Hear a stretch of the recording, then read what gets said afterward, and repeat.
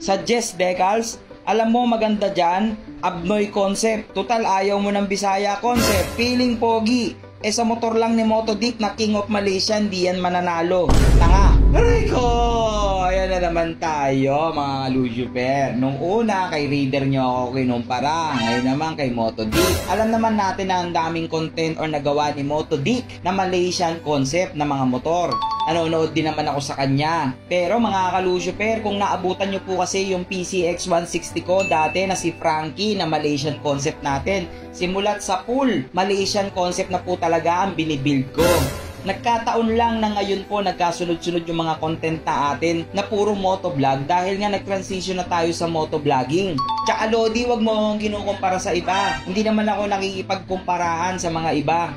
Ang akin lang, basta masaya ako at nagagawa ko yung passion ko, okay na ako. At bukod doon, ang dami ko na-inspire na mga naka-Raider 150 na nagugulat sila na po pwede palang makasabay ang isang Raider 150 sa Malaysian concept at Indo concept.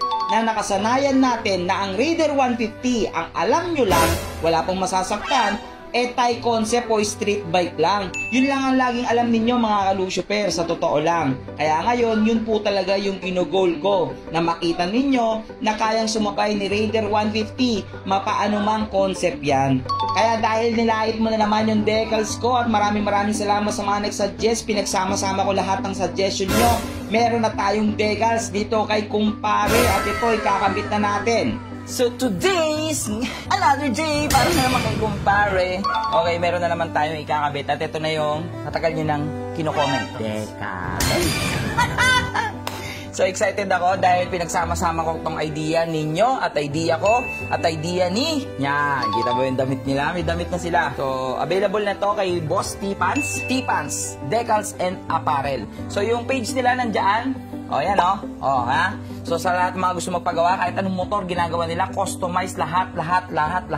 At kung gusto nyo magpa-coat or magpa-design, pwede rin, libre na rin, kasama na yun pag nagpagawa kayo sa kanila. So ngayon, ang downside lang boy, large yun na ibigay sa akin. O sa'yo na to.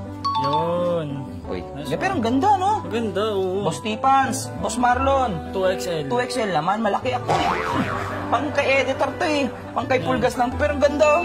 Sila Bubu, di ba? Ganda. Ang ganda ng klase ng shirt. Pero syempre, nakilala si T-Pants dahil kilala na siyang gumagawa ng mga decals ng mga sikat na vlogger, motovlogger. Tapos hindi lang mga motovlogger, yung mga matitindi rin sa motor show na mga motor, siya rin ang gumawa ng decals. Siya rin ang gumawa ng decals ni Lucy. Yan. Yung unang decals pa ni Lucy nung pang show pa natin siya, siya rin. Kay Diwata, siya rin. Ngayon, siya rin. Testing natin. Wait, dito nga. Tingnan nga natin. Transparent din yan? Siyempre. Hindi. Basta transparent. T-Pants, Decals and Apparel yan. Ilista mo na boy kay Boss Marlon yan. Basta Decals. Bagay? Bagay. O sige, try na natin kabit. Siyempre, kailangan natin ng mahiwaga kong shampoo. Napakaganda at napaka-solid talaga ng mga decals dito kay T-Pants. Bukod sa napaka-quality na, napakatibay pa. Kita nyo naman na gaano kakapal yung gamit nila dito na sticker. At pagdating talaga sa transparent, talagang hindi papahuli dito si T-Pants, Decals and Apparel. Again, sa lahat na may mga gusto, napakadali na naman i-search at pwede kayo magpa-design dyan sa kanila. Free lang yan, kasama na yan sa binayaran nyo. At again, lahat ng gusto mong team, po pwede. Advisable ang transparent decals para sa mga light color.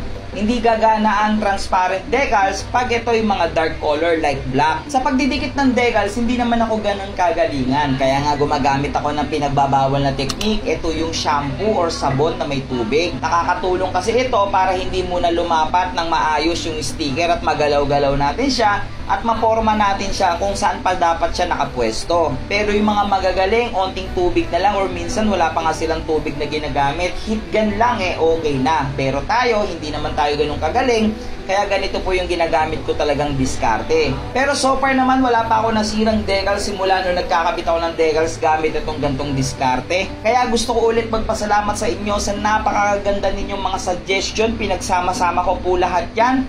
Ito na po ang ating Malaysian-inspired decals ni Raider 150 aka Kumpare. Boy, finishing na lang. Okay? O, kamusta? Check nyo nga. Check nyo. Kayo, ano? Kamusta yung decals ni kumpare? Para mas makita nyo ng maayos. Pagod, ang init. Montage!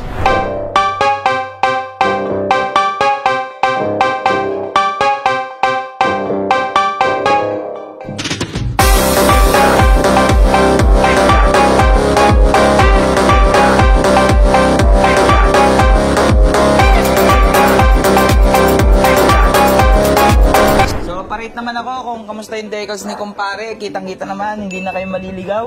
Yun, may Yung pangalan kumpare na. na. Tapos yung isa, Gold si Lucy. Hindi na kayo maliligaw ha. Baka maligaw pa kayo. Again, maraming salamat kay Boss Marlon. Yan. Tipans Decals and Apparel. So, available na yung shirt nila. So, ito yung page nila again. Sa lahat ng motor, nagko-customize po sila. Kahit ano pang motor yan. Pantra, lahat ng motor. Kino-customize sila. May layout sila. Meron din silang designer. Pwede kayong mag-request sa kanila kung ano yung gusto ninyong team, ano yung gusto ninyo, ano yung idea ninyo, ano yung pwede nyong gustong kalabasan ng ano. And then, magsasuggest sila. Pero kung meron din kayong design, okay din yun. Ayan. So guys, patutuloy lang natin sa araw to para lapat na lapat, para ready na sila kumpare sa motor show.